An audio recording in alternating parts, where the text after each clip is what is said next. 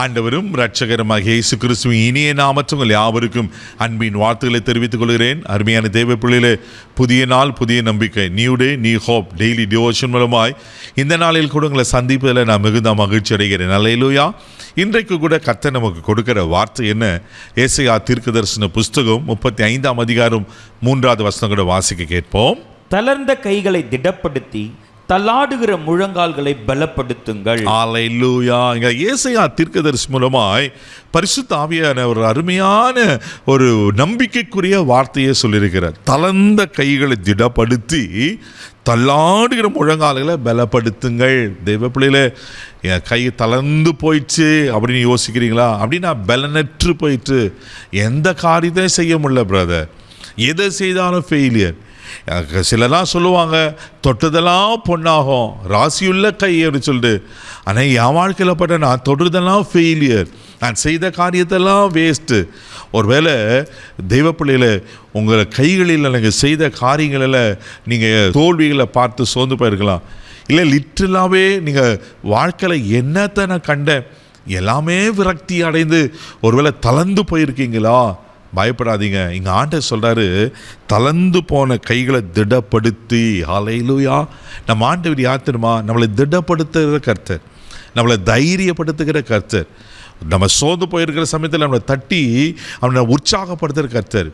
எலியா தீர்க்கதரிசி நம்ம நன்கு அறிந்திருக்கிறோம்.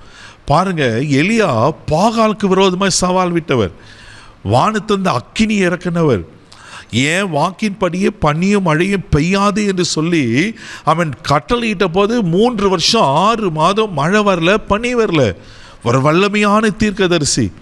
பள்ளி அறையில் பேசுறது கூட எலியாவுக்கு தெரியும் என்று சொல்லப்பட்டிருக்கு. ஆகாப்பெல்லாம் அலறி போயிட்டான் எலியாவை குறித்து. அவ்வளோ வல்லமையான தீர்க்கதரிசி, மரித்து போன பிணத்தை உயிரோடு எழுப்பினவர். ஆனால் அந்த எலியாவுக்கு ஒரு சோர்வு வந்தபோது அவர் கைகள் தளர்ந்து போயிட்டு, ஆண்டவரே நான் நல்லவன் இல்லை, என்னை எடுத்துக்கொள்ள, நான் சாகிறேன் அப்படின்னு சொல்லி கொண்டவர் தான் எலியா. தேவ பிள்ளையில. ஆனால் இந்த எலியாவை அப்படியே சோர்வில் விட்டுடாம, எலியா இன்னும் நீ பண்ண வேண்டிய தூரம் நிறைய இருக்குது. இன்னும் நீ எகுக்களை, நீ ராஜாக்களை அபிஷேகம் பண்ணணும், நீ எலிசாக்களை தீர்க்கதரிசிகளை அபிஷேகம் பண்ணணும், உனக்கு இன்னும் நிறைய ரெஸ்பான்சிபிலிட்டி இருக்குது அப்படின்னு சொல்லி தட்டி கொடுத்து ஆண்டவர் இன்னும் பிரயாணம் பண்ண வச்சு இன்னும் தேவ திட்டத்தை நிறைவேற்றினார். என் அன்பு தெய்வ பிள்ளையே, ஒரு நீங்களும் சோர்ந்து போயிட்டீங்களா? தளர்ந்து போயிடுச்சு, அவ்வளோதான், இன்றைக்கி எனக்கு நம்பிக்கையே இல்லை, இனி அவ்வளோதான் அப்படின்னு சொல்லி நீங்களே ஒருவேளை உங்கள் ஓட்டத்தை முடிச்சிட்டிங்களா? ஒருவேளை சரீர பிரகாரம் பலவீனத்திலெல்லாம் கூட நீங்கள் சோர்ந்து போயிருக்கீங்களா? பயப்படாதீங்க. ஆண்டவர் உங்களை திடப்படுத்த உண்மையில் இருக்கிறார். தளர்ந்து போன கைகளை திடப்படுத்தி தள்ளாடுகிற முழங்கால்களை பலப்படுத்துங்கள்.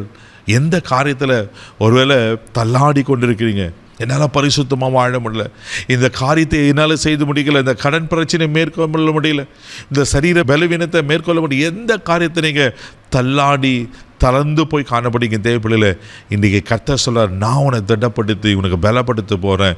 அதனால தான் அப்போஸ்தலனாகிய பவுல் அழகாக சொல்வார் பிலிப்பியர் 4:13, என்ன பலப்படுத்துகிற கிறிஸ்துவினாலே எல்லாவற்றையும் செய்ய எனக்கு பலன் உண்டு. இதை ஒவ்வொரு நாளும் விசுவாச அறிக்கை செய்யுங்க. என்னை பலப்படுத்த ஒரு கிறிஸ்து ஒருவர் இருக்கிறார். பவுல் வாழ்க்கையில் நடந்த சம்பவங்கள்லாம் பார்த்தேன்னு எத்தனை பெரிய சோதனைகள். அவரை அடித்து அவ்வளோதான் செத்துட்டாருன்னு நினைச்ச சூழ்நிலையில் மறுபடியும் எழுதி பிரசங்கிக்கு லீஸ்திரி ஆக்குப்பானாராம். தேவைப்படையில் தளர்ந்து போன கைகள் தான், தள்ளாடுகிற முழங்கால் தான். ஆனால் கர்த்தர் திடப்படுத்தி பலப்படுத்தி உங்களுக்கு வாழ்க்கையில் நிறைவேற்ற செய்து முடிக்க வேண்டிய காரியங்களை செய்து முடிப்பார். சோர்ந்து போகாதீங்க, அவர் நிச்சயம் உங்களை ஆசீர்வதிப்பார். கண்களை மூடி நம்ம ஜெபிப்போம். அன்பு தகப்பனே, உமக்கு நன்றி சொல்லி உம்மை துதிக்கிறோம்ப்பா, உம்மை ஸ்தோத்திரிக்கிறோம். ஆண்டவரே, யாரெல்லாம் தளர்ந்து போய் சோர்ந்து போய் தள்ளாடி பலனற்று இருப்பாங்கண்ணா, இன்னைக்கு பலப்படுத்துவீராக நான் ஜெபிக்கிறேன்ப்பா. நீர் எலியாவின் தேவன். ஆண்டவரே, உமக்கு ஸ்தோத்திரிக்க, நீங்கள் பவுலின் தேவன், எங்கள் தேவனாக இருக்கிறீரப்பா. இன்றைக்கி இந்த சோர்வுகள் மாறட்டுங்க ஆண்டவரே. மனுஷரால் வந்த வார்த்தைகள் ஒருவேளை ஆண்டவரே உமக்கு ஸ்தோத்திரிக்கிற ஆண்டவரே, அங்கே கடந்து செல்கிற நெருக்கமான பாதைகள் எல்லாவற்றையும் நீர் மாற்றி தைரியப்படுத்தி பலப்படுத்தி அன்றரை இன்னும் உற்சாகமாய் செயல்பட, இன்னும் நன்மையான காரியங்களை பெற்றுக்கொள்ள கிருபைச்சு. இந்த நாள் முழுதும் தெய்வீக பாதுகாப்பின் கரத்துக்கு நான் ஒப்புக்கொடுக்கிறேன். ஆசீர்வதி இயேசுவின் மூலம் ஜெபம் பிதாவே, ஆமென். அவர்களை பலப்படுத்தியிருக்கிறார். தைரியமாக போங்க. God bless you.